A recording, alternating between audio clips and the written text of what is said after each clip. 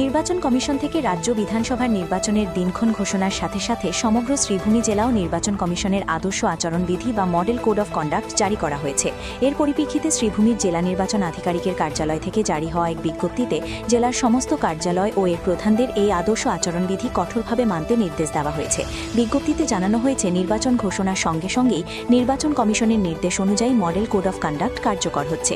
সেই প্রেক্ষিতে সরকারি ও জনসাধারণের সম্পত্তিতে থাকা রাজনৈতিক প্রচারের যত অপসারণ করতে হবে।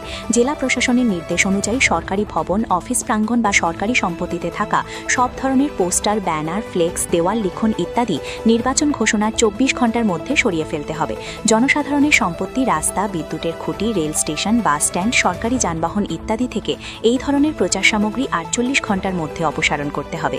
ব্যক্তিগত সম্পত্তিতে লাগানো রাজনৈতিক প্রচার সামগ্রী আইন অনুযায়ী 72 ঘণ্টার মধ্যে सराনোর निर्देश देवा হয়েছে।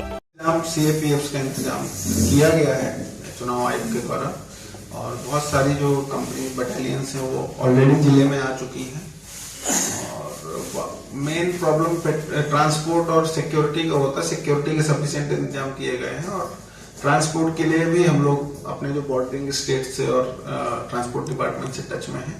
मुझे नहीं लगता कि किसी भी तरह की कोई समस्या होनी चाहिए। गवर्नमेंट ऑफिसेस और पब्लिक प्लेसेस से किसी भी तरह का advertisement of any kind with political connotation will be removed.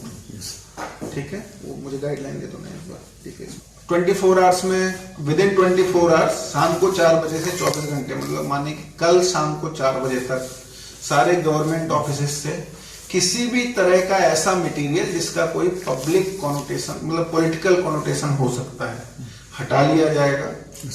48 घंटे के अंदर पब्लिक प्लेसेस से ऐसा कोई मटेरियल जिसका कोई पॉलिटिकल कॉनोटेशन हो सकता है वो हटा लिया जाएगा और with in 72 hours from the private places.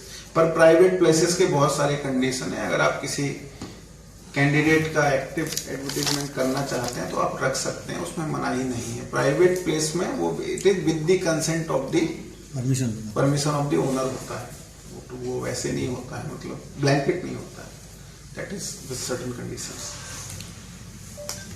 1 बजे सारी पॉलिटिकल पार्टीज के साथ हम लोगों ने एक बैठक बुलाई है, उसमें एमसीसी के सारे गाइडलाइंस बता दिए जाएंगे और आप लोगों से भी मेरा मीडिया बंधुओं से बस एक निवेदन है, किसी भी तरह का कोई भी नॉन सर्टिफाइड एडवर्टाइजमेंट करने से बचें। सोशल मीडिया पे भी किसी भी तरह का नॉन सर्टिफाइड या डिसग्यूज्ड एडवर्टाइजमेंट, डिसग्यूज्ड जिसको पेड न्यूज बोलते हैं कि इस कैंडिडेट के जीतने के चांस है, ये दैट इज इलीगल, वो अलाउड नहीं है।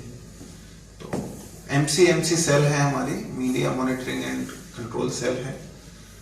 जो भी एडवर्टाइजमेंट पब्लिश होंगे जिला स्तर पे एमसी सेल के बिना अप्रूवल के पब्लिश नहीं होंगे और किसी भी तरह की पेड न्यूज अगर पाई जाती है तो कैंडिडेट के इलेक्शन एक्सपेंडिचर में जुड़ेगी।